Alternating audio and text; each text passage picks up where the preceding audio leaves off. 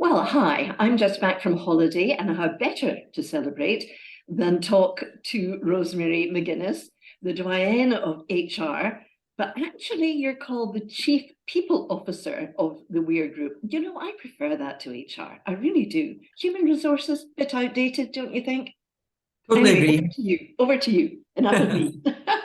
Hi, Ros. Yes, I'm Chief People Officer at the Weir Group. I've been here now for 6 years. Of course, a couple of them were COVID years, so I think that's a bit of a balancer in terms of what gets done. But yeah, I've been here for 6 years. Great organisation, 12,000 employees worldwide.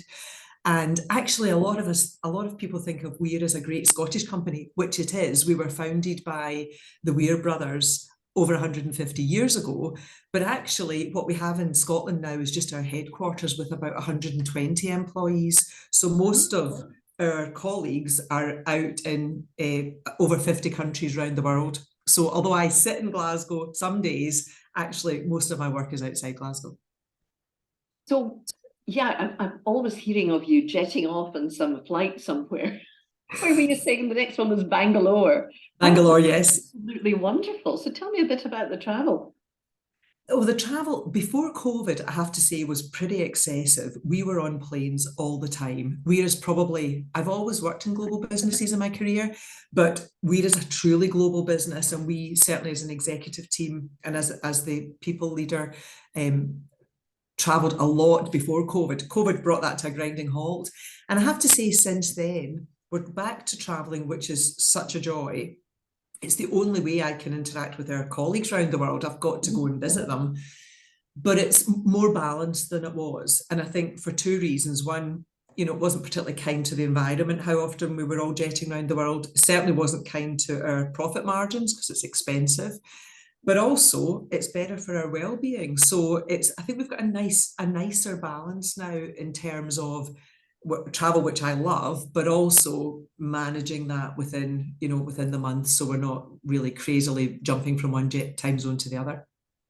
So tell me, what does a chief people officer do? I'm sure many people ask that question. So my role is basically I sit on the executive committee. I report to the chief exec. So with the executive committee, we develop the business strategy.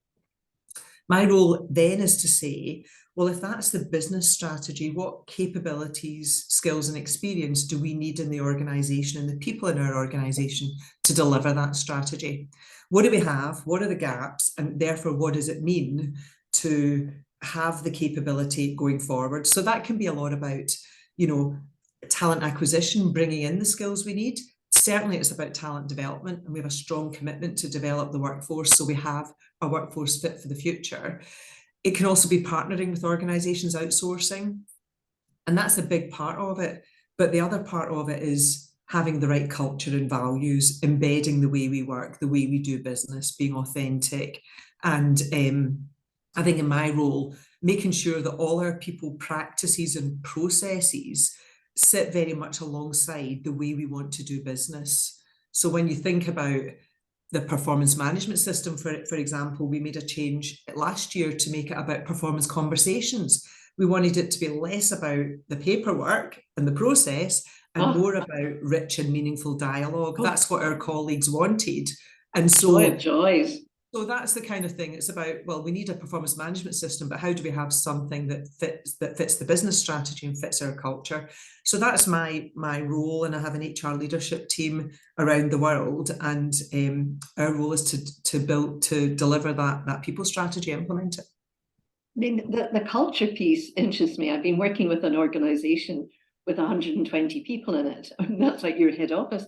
Um, But you've got to do that culture piece around the world. That must be Mhm. really quite challenging, because I know I've worked many places in the world, and you come up against pieces like working in China, for example, Mhm. working in Poland as well. I Yeah. mean, you would imagine it would be easier in Poland. Funnily enough, it wasn't because of the political system. How do you get Mhm. around that? I think having a really strong purpose and that employees can engage with, having a set of values as your kind of North Star, but recognizing that people are different the world over, and different functions, different job roles demand different things of different people. I think then when we bring it to life, thinking about, well, how does this culture play out in this environment? What does that actually look like around here? But I do think, one of the things we're known for is authenticity, being really authentic. We've got a very strong safety culture. We have to. We're an engineering company. Our customers are miners. So really thinking about that in the context of what does that mean in individual roles. So bringing it to life, I think, Ros, is the key.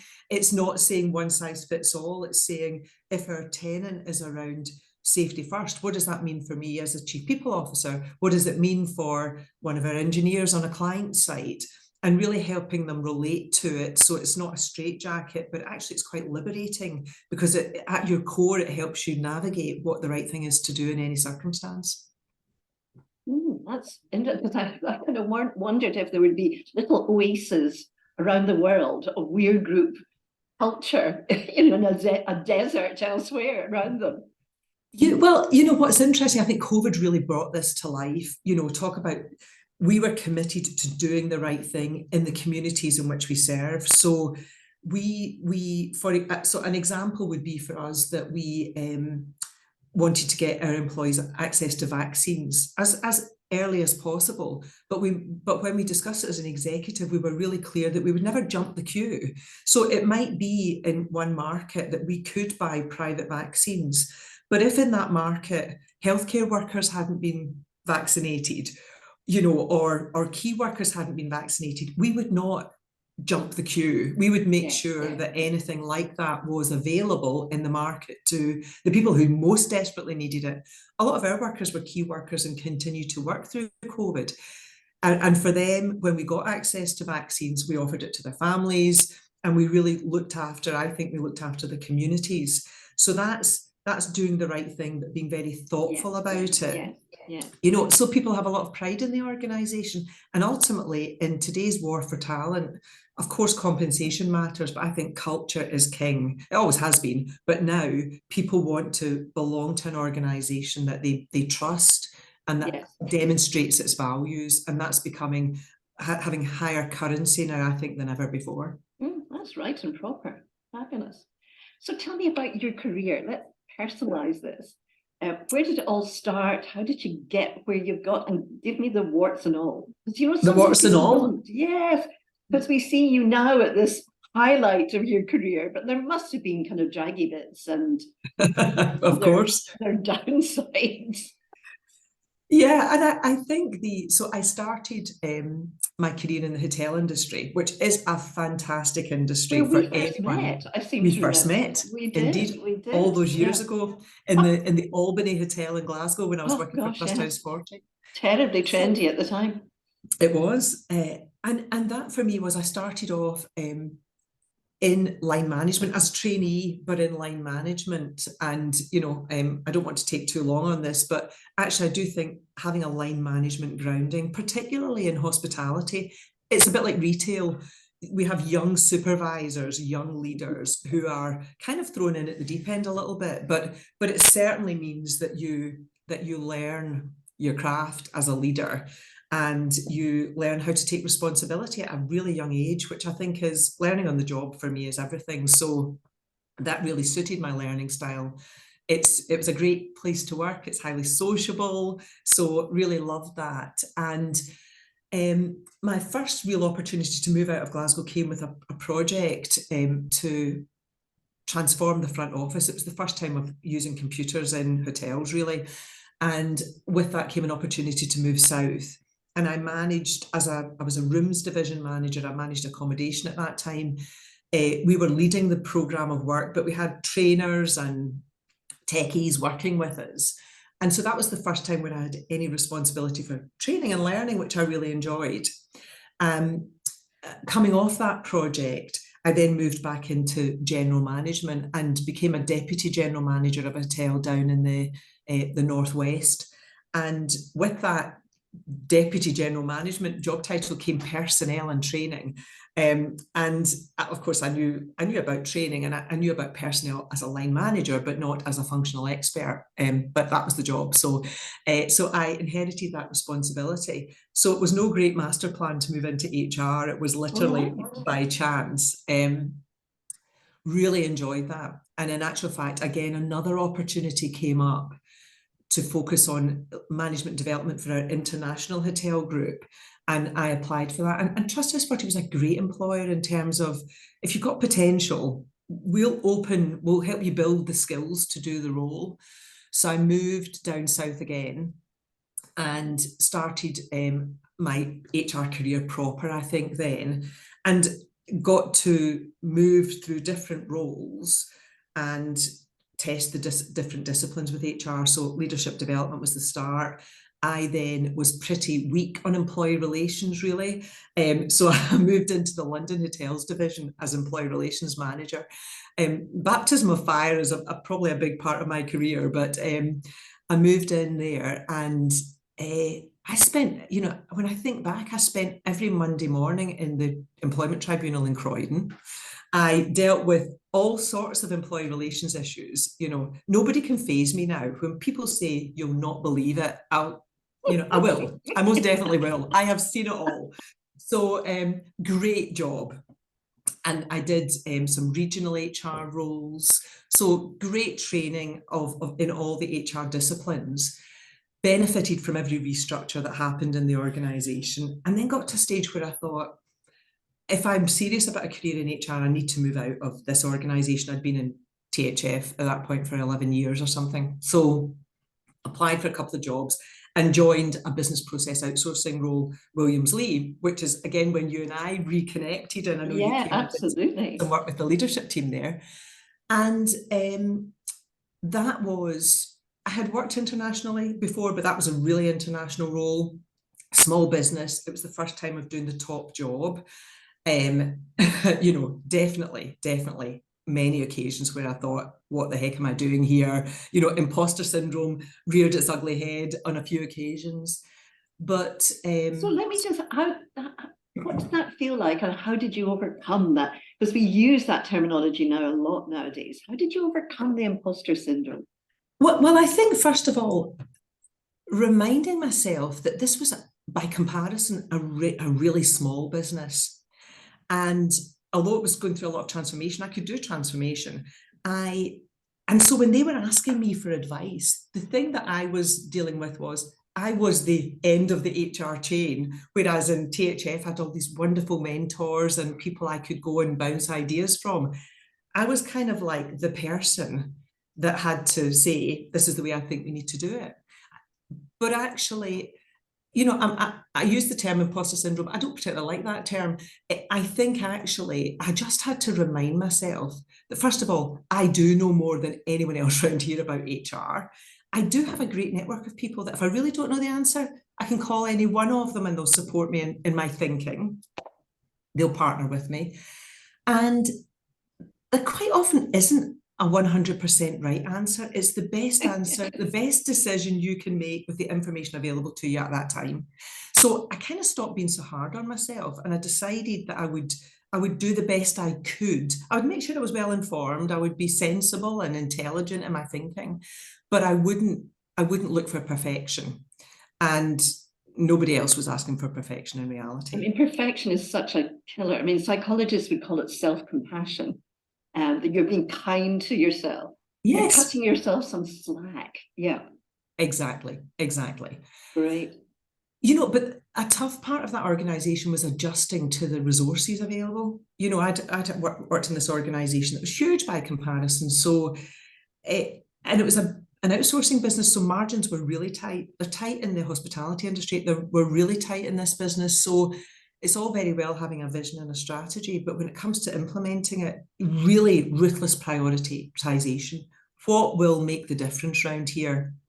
Don't be doing all these nice to do HR things. You need to really think about what will have true business impact. But what the big learning in that job was, first time really engaging properly with customers in a business to business sense. So our customers were investment banks and law firms, very demanding customer base. And when they were transferring their resources to us, they were very precious resources, and we couldn't see any dips in performance. And HR was a critical part in the sales cycle, actually. So huge learning, really needing to understand what we had to deliver for the customer, and also turning up to some pretty uncomfortable meetings when customers weren't happy.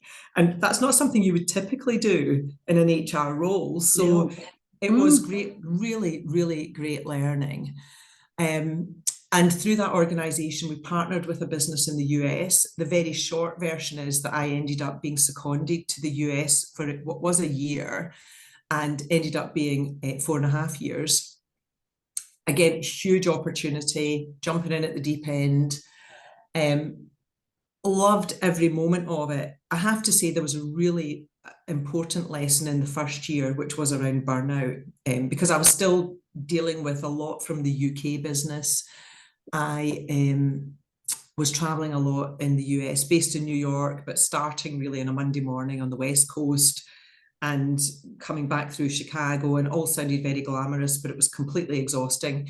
And because I was only there for a year, I'd said to everyone I know, come visit. You know, I've got this fabulous company apartment in New York, come visit. So I was also playing, burning the candle at both ends in terms of weekends were pretty busy as well. And after about 6 months, I got this kind of virus, but it was just exhaustion.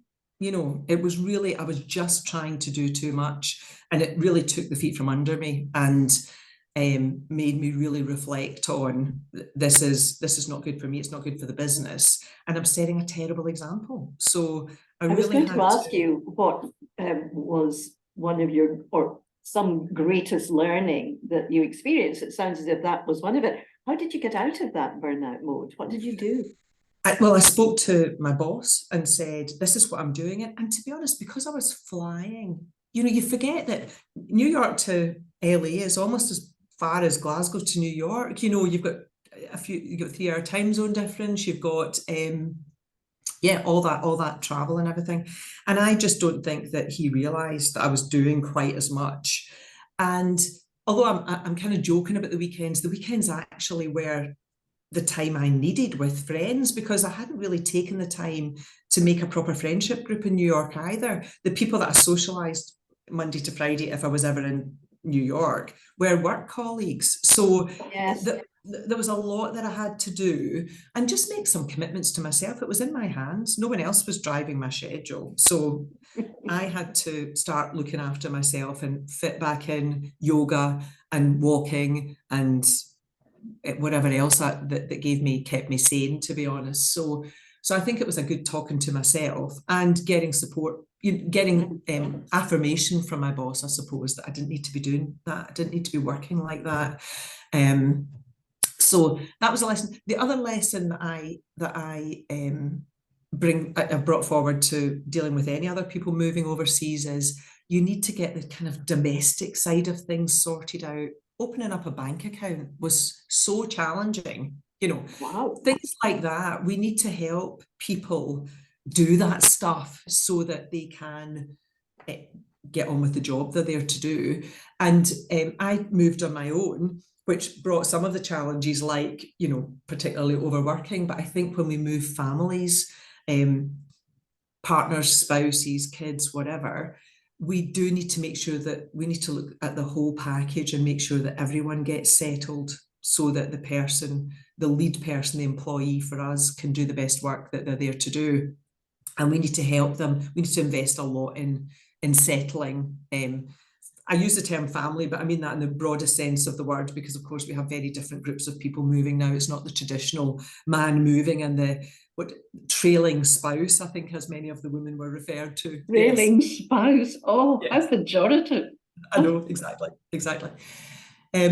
That was probably a key lesson. Loads of lessons in terms of, you know, we think that at least we speak the same language. And of course, you've spent loads of time in America. We do not speak the same language at all. So, you know, just realising the cultural nuances, learning a lot through that. And and great experiences, buying companies, loads of acquisitions, mergers, disposals, really, really rich time of learning around that. And then our business was acquired, and I thought this is a perfect time for me. But at that point, I was thinking about moving back to the UK. I had determined I didn't want to stay in America for longer. But as we were acquired, I had never really been in that position before. So it was I decided to stay and do a year of going through that acquisition process, which was, again, rich with learning. And then moved back to the UK, had a great opportunity with William Grant and Sons, the distillers, family-owned business, and moved back to the UK as the HR director. I think the job title was, actually, I'm thinking chief HR director, I think chief HR, something like that. HR director, we'll call it for now. And spent some time at Grant's. Again, new industry, which is one of the things I love. To be honest, a lot of what we do in HR is the same in every company the world over. But if you can learn about a new industry, I think it gives you a fresh perspective. Absolutely love that. Again, still very international. So loads of opportunity to travel. Lessons there. I think the stakeholder group is different when you operate in a family business. So understanding that, although they did have very professional governance. So the structures that I've come to know in Weir were very much in place there. So it's a professionally run business. But loved being back in Scotland. Actually, loved being back in the UK and realised this is home. I was there for 12 years. And then moved to, the opportunity came up at the Weir Group 6 years ago. And so it gave me the ideal situation again, where I could base myself in Scotland, but travel substantially, which we've talked about. And so been here for 6 years, a new sector in terms of engineering solutions for the mining sector. So completely new business. And I have to say, in terms of, when I worked for Grant's, it was our duty to go to cocktail bars and experience our products, both in terms of how they were served. And so we went to all the major cities around the world, and that was a big part of the visit as the leadership team.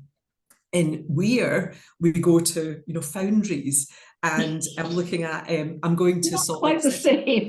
Not quite the same. But I'm going to Salt Lake City next week, and we have the opportunity to go onto one of our customers' mine sites and see our equipment operating at the mine site. And that's really exciting. I mean, I would pay to do that as a trip on my holidays. So I'm actually excited to go and see that. So it's very different, but of course, really important that I know and understand how our products are deployed for the customer. And I would say probably in this role, Weir has a very strong sustainability agenda. In fact, our solutions to our customers are primarily about helping them do mining safer and more sustainably. So it's a very strong proposition for customers. It's also a very strong proposition for employees joining the business. So it's certainly given us a focus that I haven't had in previous roles. That was going to be one of my questions, was about sustainability. So would you have done anything differently? Looking back, it sounds as if it's been a wonderful, glorious career with a trajectory that's gone up. I think I would always now encourage anyone who's got a global mindset to work and live abroad. So possibly having maybe done more of that, maybe gone to another country. But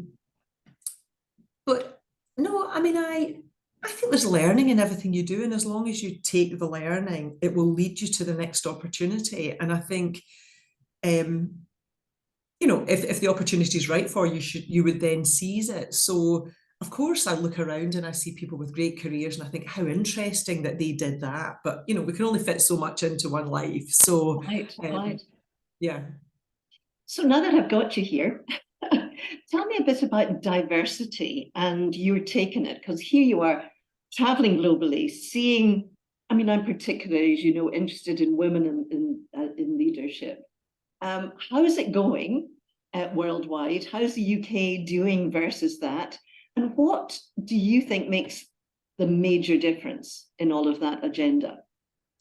So let me first say, Weir as an engineering company, we're not a front runner in this at all. That doesn't mean we're not putting a lot of effort into it. But I think when you start with such a huge male-dominated workforce, you've got it's a bigger tanker to turn. Let's say.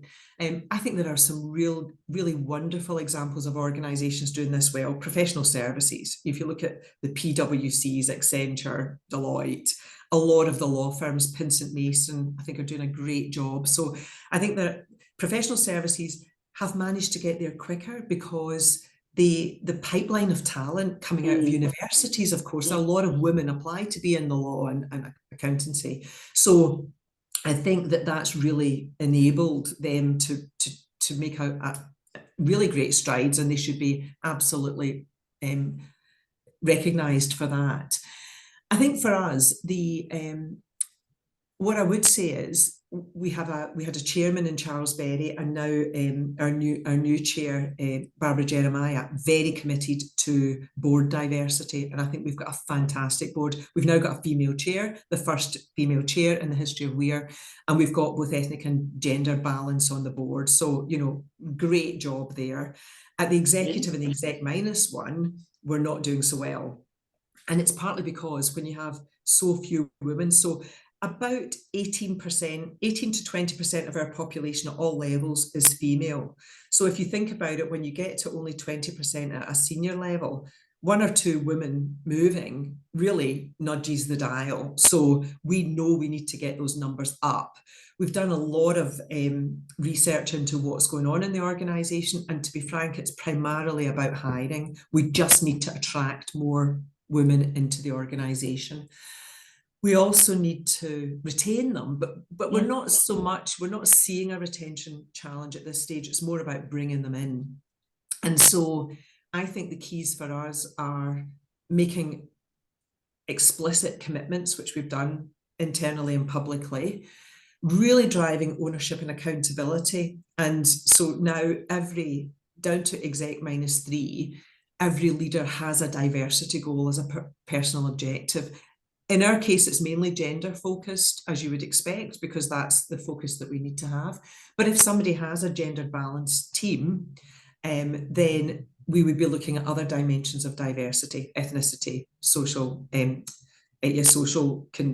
upbringing, anything else. So we're really open to what we're trying to do is really commit to the message that diversity is good for business. So the more you have, the better the business will perform. So everybody can move this forward in some way. And that for some leaders where they're actually doing really well in terms of the makeup of their teams, we're asking them, well, their diversity goal might be to mentor someone else, or think about their succession pipeline and think about further into the organisation how they can build that. So everyone can do something. So I think that real ownership and accountability is important. Education, we kind of thought we had done the education, the business case for change. And what we're realising, we haven't done enough of that. So we have to continue to educate. We have to continue to build the hearts and the minds in terms of why this is important to the business. And we do set targets because we have to. I would love that we didn't actually have to set targets, but we're not moving fast enough, so we have to be quite ruthless in that. And I think I had a meeting earlier this morning. We were talking about recruiting here in the corporate office, and we talk regularly to recruiters we work with and to candidates about any barriers and making sure you're overcoming those barriers, whether they be around flexible working, benefits. We've been looking at our maternity benefits and our parental leave globally. It's just not consistent, and we need to be able to talk about this globally consistently. So there are some other systems and processes that you need to look at. Policies, are they delivering what you need to? So there are so many dimensions to this, but I think for us, what's shifting the dial, particularly last year and this year, is really clear ownership and accountability, and that being measured in a way that it probably wasn't measured before. Fantastic. That's a great list of things, but I love that slogan, everyone can do something towards greater diversity. Certainly take away with me. Right. Well, as you know, I ask other people what their 5 traits or skills have made them successful so that you can inspire others who are listening and watching. What are yours? What are your 5? So, yeah, I mean, it's quite hard to come down to 5, but I think, I started with visionary because I really do think that seeing the big picture and being able to communicate that in a compelling way is a really important leadership trait, getting people on the bus. And I think that's painting the picture that's relevant to them. So thinking about what are the benefits to this picture for them and really tailoring that vision to your audience. But I think that I think knowing how to develop a strategy is one thing, knowing how to get people behind the strategy and excited to deliver it is another. So I think being visionary is probably the top of my list. And something that I think is very connected to that, but I've taken it as the second thing, is optimism and kind of positive energy. I think I'm more than half full. My glass is definitely more than half full. It's pretty full. And I think that's so important.